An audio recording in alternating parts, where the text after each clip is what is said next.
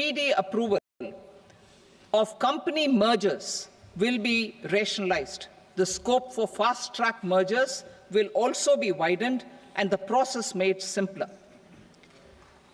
As proposed in the interim budget, we signed bilateral investment treaties with 2 countries in 2024 to encourage sustained foreign investment, and in the spirit of First Develop India, the current model BIT will be revamped and made more investor-friendly. In the last 10 years,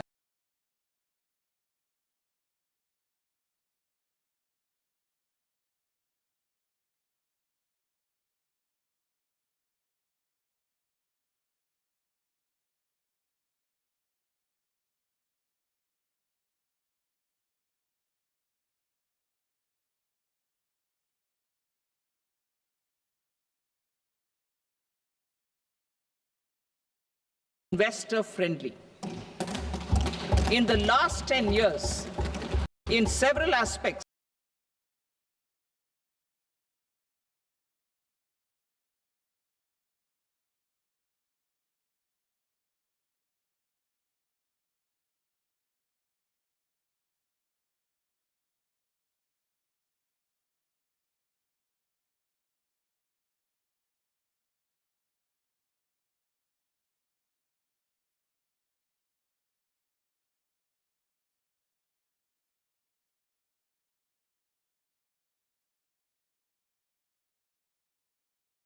strengthen trust-based formulate a framework to enhance their responsiveness and development of the financial sector.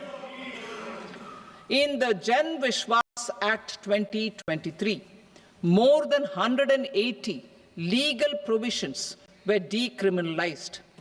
Our government will now bring up provisions in various laws. I now move to fiscal policy. In the July budget, I had committed to staying the course for fiscal consolidation. Our endeavour will be to keep the fiscal deficit each year such that central government debt remains on a declining path as a percentage of the GDP. The roadmap for the next 6 years has been detailed in the FRBM statement. Revised estimates for 2024-25. The revised estimate of the total receipts other than borrowings is 31.47 lakh crore rupees, of which the net tax receipts are 25.57 lakh crore rupees. The revised estimate of the total expenditure is 47.16 lakh crore rupees, of which the capital expenditure is about 10.18 lakh crore rupees. The revised estimate of the fiscal deficit is 4.8% of the GDP. Budget estimates for 25-26. Coming to 25-26, the total receipts other than borrowings and total expenditure are estimated at 34.96 lakh crore rupees and 50.65 lakh crore rupees respectively.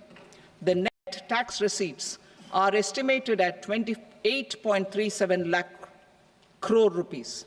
The fiscal deficit is estimated to be 4.4% of GDP. To finance the fiscal deficit, the net market borrowings from dated securities are estimated at 11.54 lakh crore. The balance financing is expected to come from small savings and other sources. The gross market borrowings are estimated at 14.82 lakh crore rupees. I will now move to Part B. Indirect taxes. My proposals relating to customs aim to rationalize tariff structure and address duty inversion.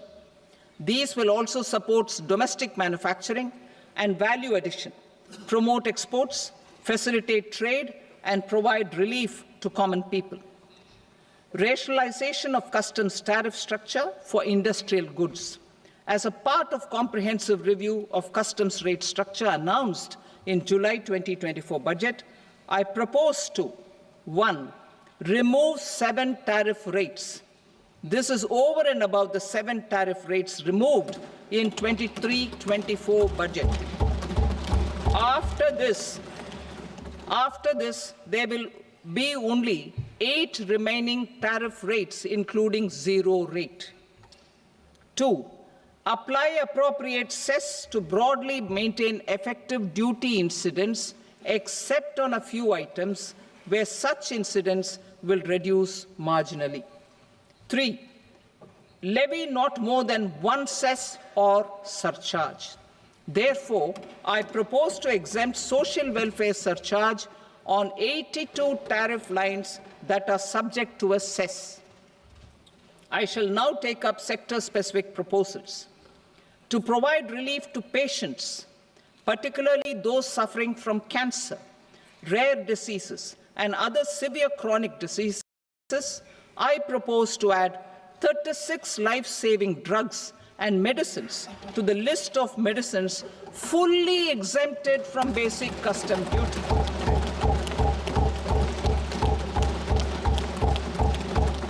I also propose to add 6 life-saving medicines to the list attracting concessional custom duty of 5%.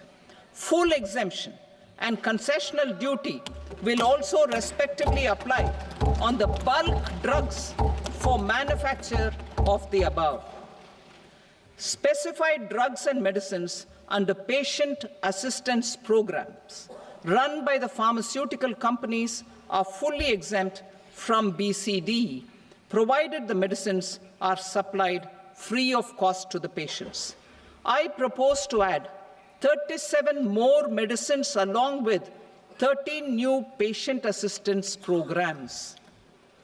Support to domestic manufacturing and value addition. Critical minerals. In the July 2024 budget, I had fully exempted BCD on 25 critical minerals that are not domestically available. I had also reduced BCD of 2 other such minerals to provide a major fillip to their processing, especially by MSMEs. Now, I propose to fully exempt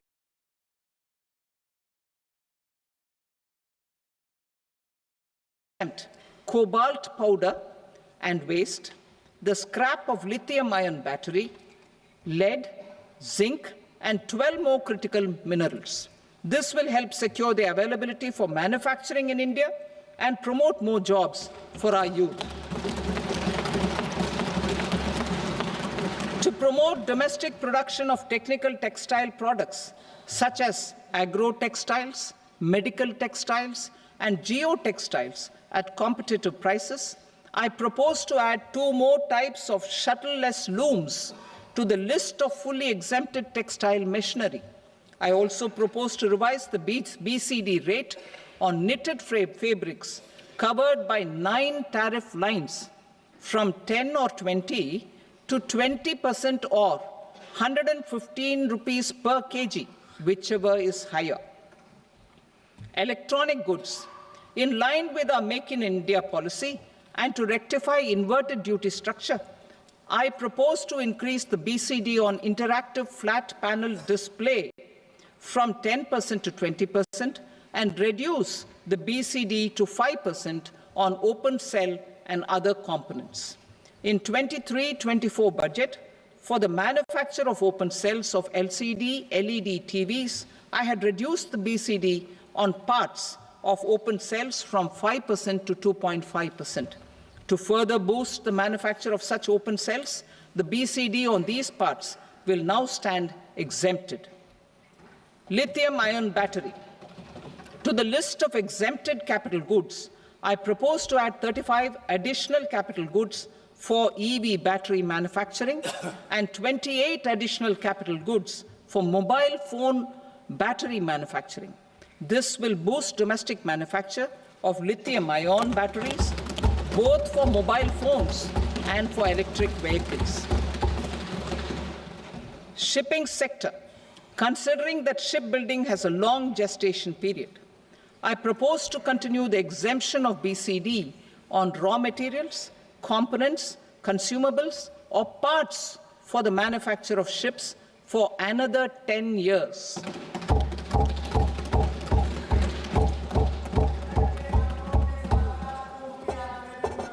I also propose the same dispensation for shipbreaking to make it more competitive.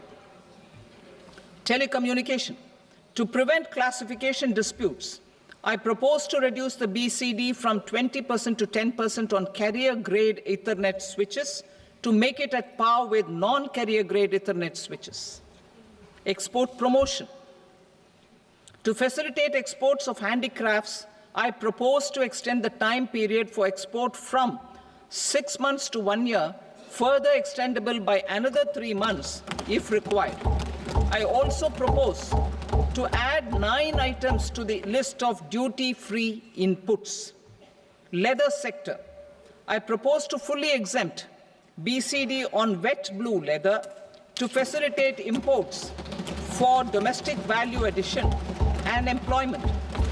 I also propose to exempt crust leather from 20% export duty to facilitate exports by small tanners.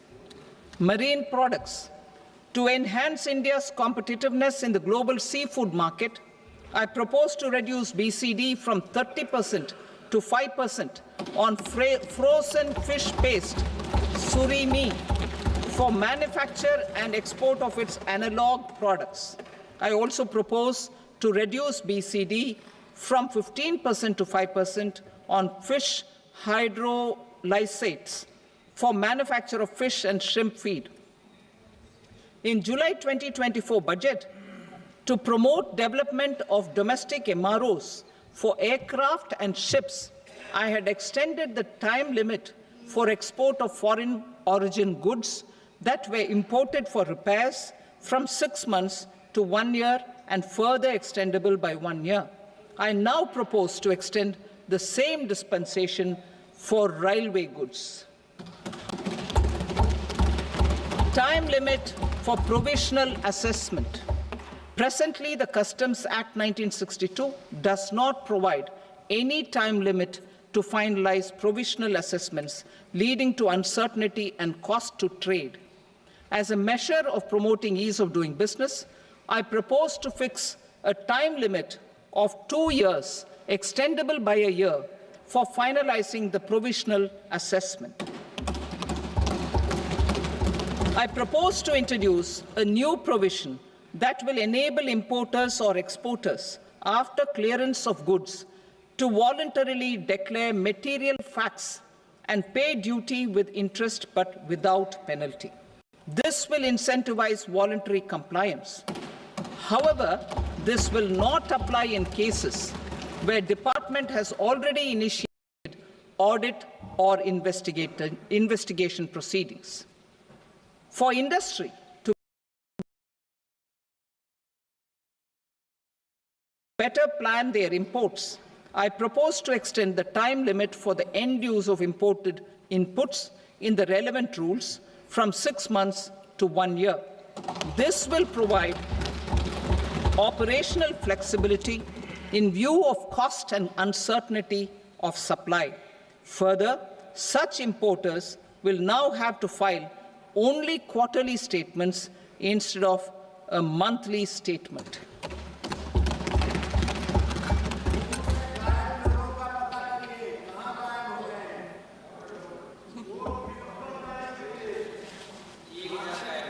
I now come to my direct tax proposals. In Part A, I have briefly underlined taxation reforms as one of key reforms to realize our vision of Vikasit Bharat. In respect of criminal law, our government had earlier ushered in Bharatiya Nyaya Sanhita, replacing Bharatiya Danda Sanhita. I am happy to inform this August House and the country that for new income tax bill will carry forward the same spirit of Nyaya in its drafting as well. The new bill will be clear, clear and direct in text, with close to half of the present law in terms of both chapters and words. It will be simple to understand for taxpayers and tax administrators, leading to tax certainty and reduced litigation. Reforms, however, are not a destination. They are means to achieve good governance for our people and economy. Providing good governance primarily involves being responsive.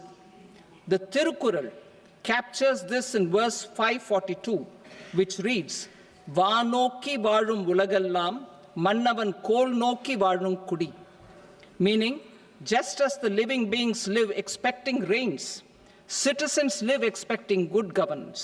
Our government is committed to keeping an ear to the ground and a finger on the pulse and responding while balancing our national building efforts.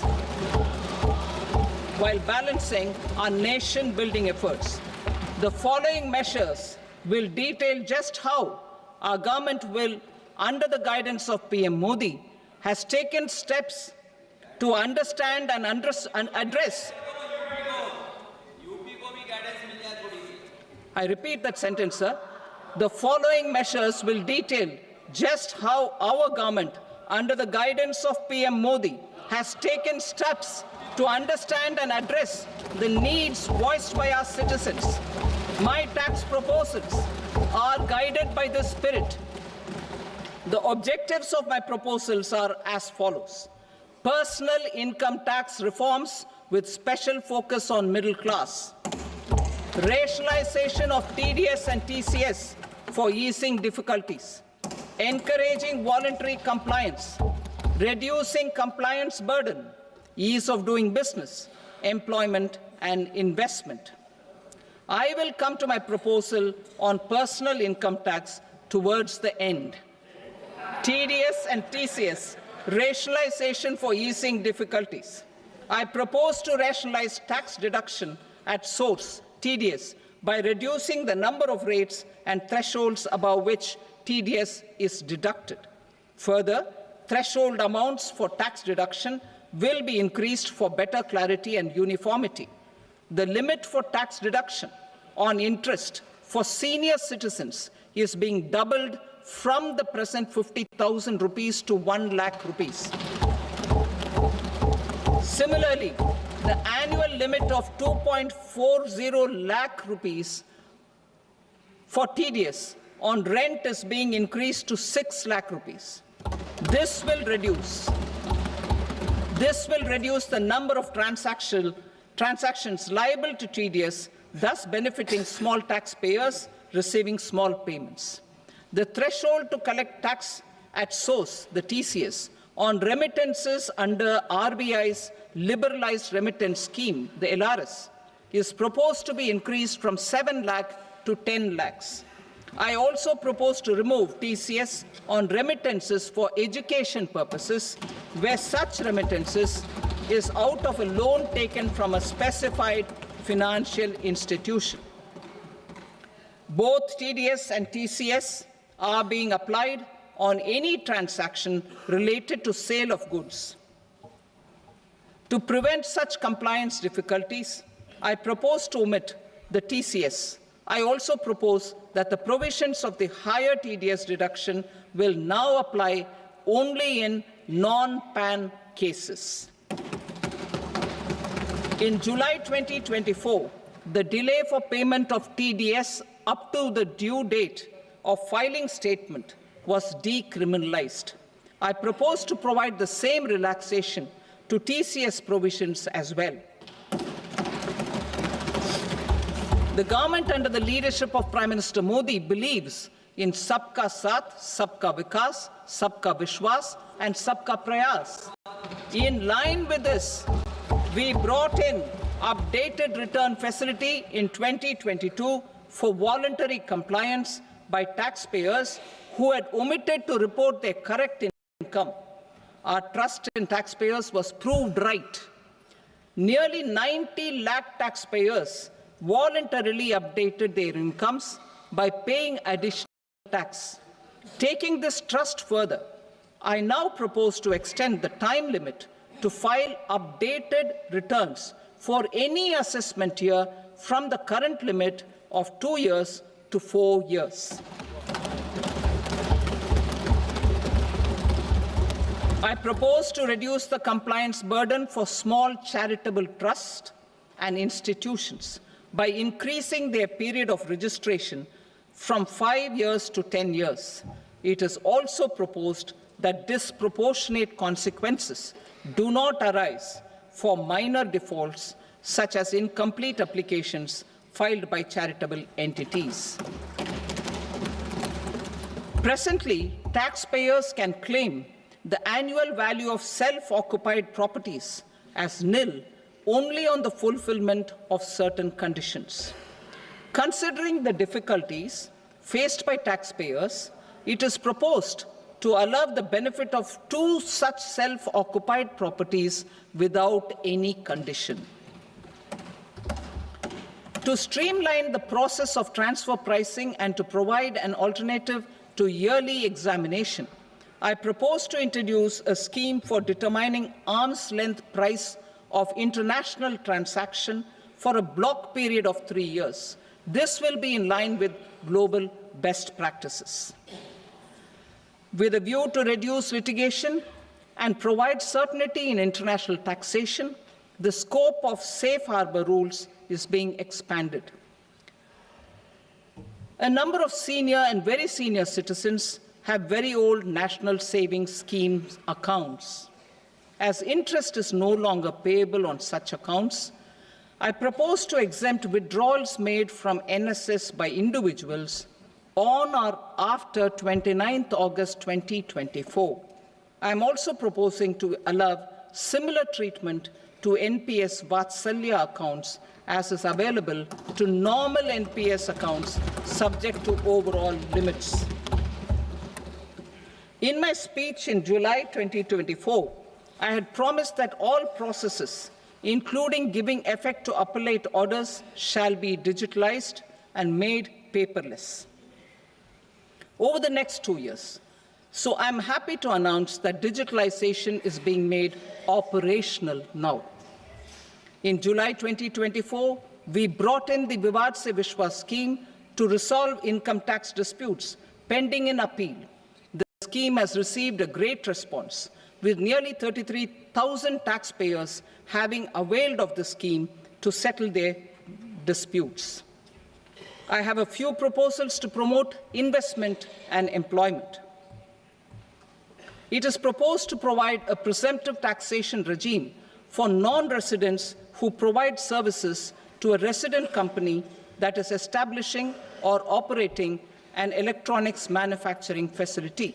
I further propose to introduce a safe harbor for tax certainty for non-residents who store components for supply to specified electronics manufacturing units. Presently, the tonnage tax scheme is available only to sea-going ships. The benefits of existing tonnage tax scheme are proposed to be extended to inland vessels registered under the Indian Vessels Act 2021 to promote inland water transport in the country. Extension for incorporation of startups. We continue to support the Indian startup ecosystem. I propose to extend the period of incorporation by 5 years to allow the benefit available to startups which are incorporated before 1/4/2030. In order to attract and promote additional activities in the IFSC, I am inter alia proposing specific benefits to ship leasing units, insurance offices, and treasury centers of global companies which are set up in IFSC. Further, to claim benefits, the cut-off date for commencement in IFSC has also been extended by 5 years to 31/3/2030. Category 1 and Category 2 AIFs are undertaking investments in infrastructure and other such sectors. I propose to provide certainty of taxation to these entities on the gains from securities. to promote funding from sovereign wealth funds and pension funds to the infrastructure sector, I propose to extend the date of making an investment by 5 more years up to 31st March 2030.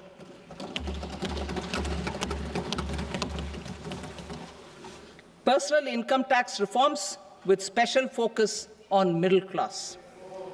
Democracy, demography, and demand are the key support pillars in our journey towards Vikasit Bharat. Nirmala Sitharaman वित्त मंत्री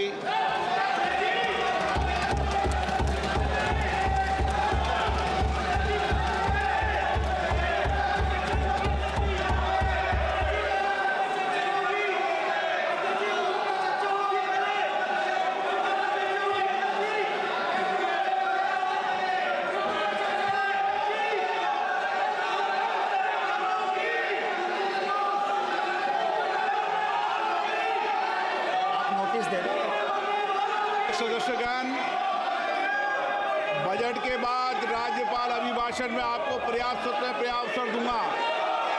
मेरा आपसे निवेदन है, नहीं माननीय अखिलेश जी, आपने संसद की मर्यादा को आप बना के रखे हैं।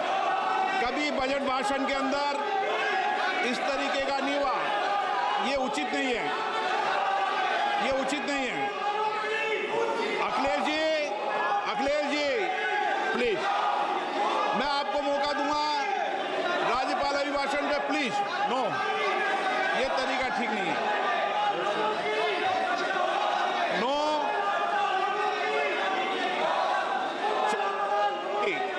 राज्यपाल अभिभाषण पे चर्चा होगी। नो तरीका। Honorable Speaker, I present the budget for 25-26. This budget continues our government's efforts to A. Accelerate growth, B. Secure inclusive development, C. Invigorate private sector investments, D. Uplift household sentiments, and E. Enhance spending power of India's rising middle class. Together, we embark on a journey to unlock our nation's tremendous potential for greater prosperity and global positioning under the leadership of Honorable Prime Minister Shri Narendra Modi. As we complete the first quarter of the 21st century, continuing geopolitical headwinds suggest lower global economic growth over the medium term.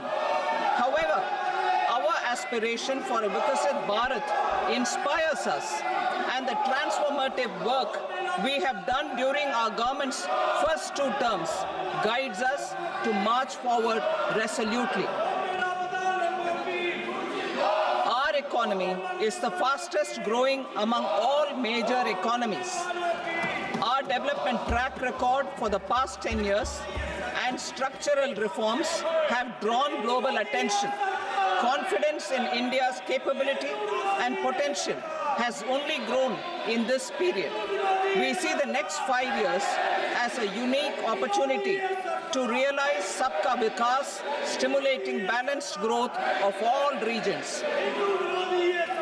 The great Telugu poet and playwright Gurujada Apparao had said, "Deshamante matti kadoy, deshamante manushuloy," meaning a country is not just its soil, a country is its people.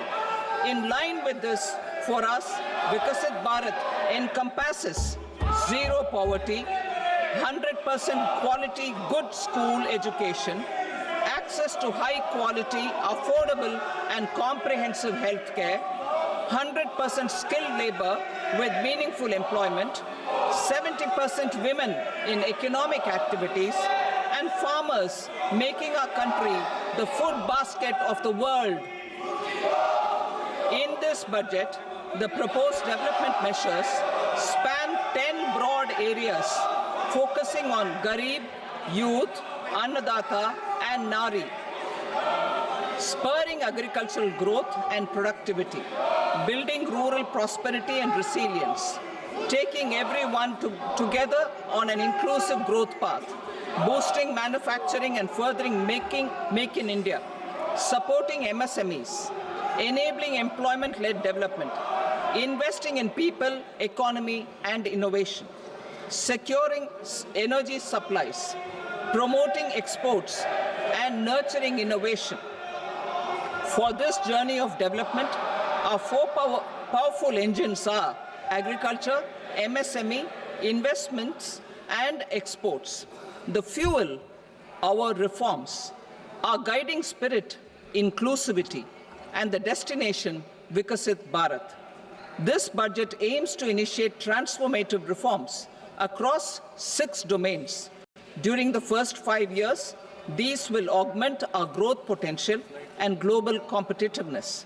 The domains are taxation, power sector, urban development, mining, financial sector, and regulatory reforms. Agriculture as the first engine. Now I move to specific proposals, beginning with agriculture as the first engine.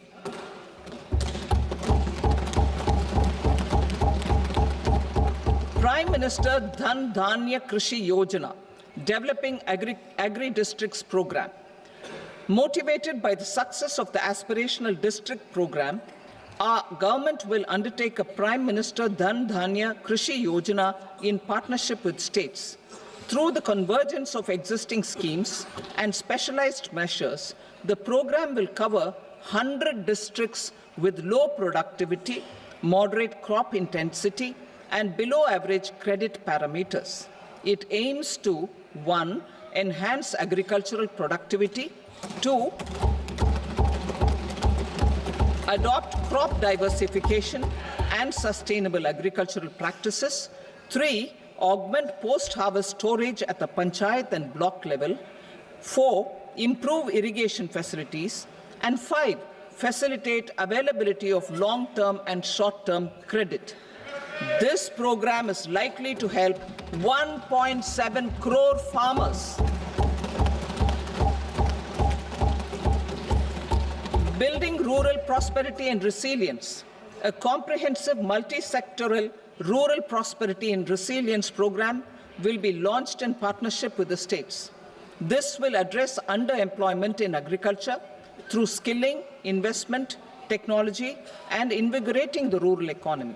The goal is to generate ample opportunities in rural areas so that migration is an option but not a necessity. The program will focus on rural women, young farmers, rural youth, marginal and small farmers, and landless families. The details are in Annexure A. Domestic best practices will be incorporated, and appropriate technical and financial assistance will be sought from multilateral development banks. In Phase 1, 100 developing agri-districts will be covered. Atmanirbharta in pulses. Our government is implementing the National Mission for Edible Oilseed for achieving Atmanirbharta in edible oils. Our farmers have the capability to grow enough for our needs and more.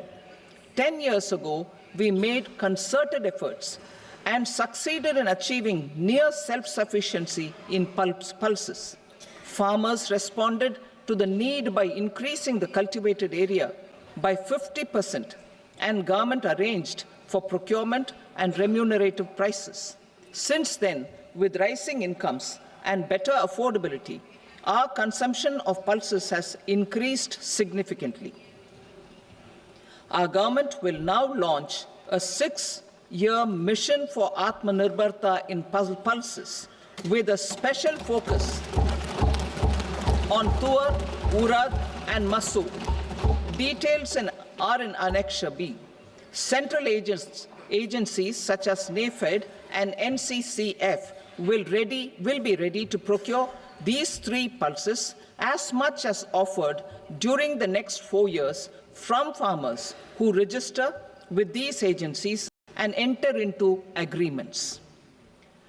Comprehensive program for vegetables and fruits. It is encouraging that our people are increasingly becoming aware of their nutritional needs. It is a sign of a society becoming healthier. With rising income levels, the consumption of vegetables, fruits, and Sri Anna is increasing significantly. A comprehensive program to promote production, efficient supplies, processing, and remunerative prices for farmers will be launched in partnership with the states. Appropriate institutional mechanisms for implementation and participation of farmer-producer organizations and cooperatives will be set up. Makhana Board in Bihar. For this, there is a special opportunity for the people of Bihar. A Makhana Board will be established in the state to improve production, processing, value addition, and marketing of makhana. The people engaged in these activities will be organized into FPOs. The board will provide hand-holding and training support to makhana farmers and will also work to ensure they receive the benefits of all relevant government schemes. A national mission on high-yielding seeds will be launched, aimed at 1. Strengthening research ecosystem, 2. Targeted development and propagation of seeds with high yield, pest resistance, and climate resilience, and 3. Commercial availability of more than 100 seed varieties released since July 2024. India ranks second largest globally in fish production and aquaculture. Seafood exports are valued at 60,000 crore rupees. To unlock the untapped potential of the marine sector, our government will bring in an enabling framework for sustainable harnessing of fisheries from Indian exclusive economic zone and high seas, with a special focus on the Andaman and Nicobar and Lakshadweep Islands.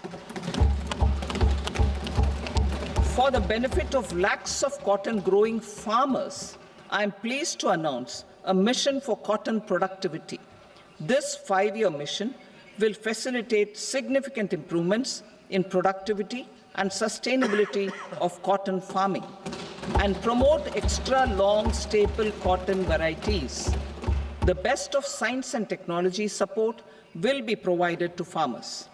Aligned with our integrated 5F vision for the textile sector, this will help in increasing incomes of the farmers and ensure a steady supply of quality cotton for rejuvenating India's traditional textile sector. Kisan credit cards facilitate short-term loans for 7.7 crore farmers, fishermen, and dairy farmers. The loan limit under modified interest subvention scheme will be enhanced from 3 lakh rupees to 5 lakh rupees for loans taken through the KCC. For Atmanirbharta in urea production, our government had reopened 3 dormant urea plants in the eastern region. To further augment urea supply, a plant with annual capacity of 12.7 lakh metric tons will be set up at Namrup in Assam.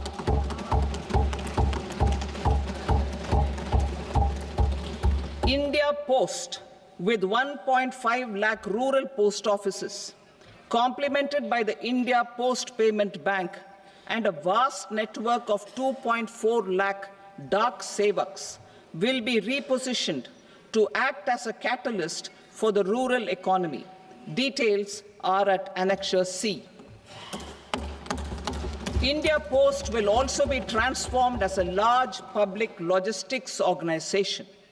This will meet the rising needs of Vishwakarmas, new entrepreneurs, women, self-help groups, MSMEs, and the large business organizations.